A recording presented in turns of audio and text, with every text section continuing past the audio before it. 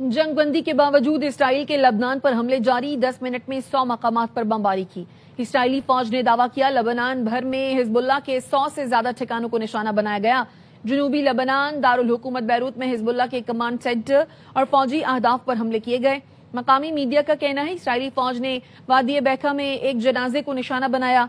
इससे पहले इसराइली फजाइया ने साहिली शहर सैदा के कैफे पर हमला किया, जिसमें 8 अफराद शहीद और 22 से जायद जख्मी हो गए। इसराइली वजीर आजम का कहना है जंगबंदी लबनान पर लागू नहीं होगी।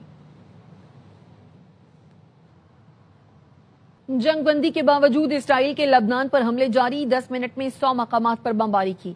इसराइली फौज ने दावा किया लबनान भर में हिजबुल्लाह के 100 से ज्यादा ठिकानों को निशाना बनाया गया। जनूबी लबनान दारुल हुकूमत बैरूत में हिजबुल्लाह के कमांड सेंटर और फौजी अहदाफ पर हमले किए गए। मकामी मीडिया का कहना है इसराइली फौज ने वादी बैका में एक जनाजे को निशाना बनाया।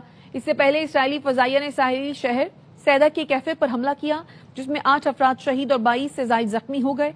इसराइली वजीर आजम का कहना है जंगबंदी लबनान पर लागू नहीं होगी।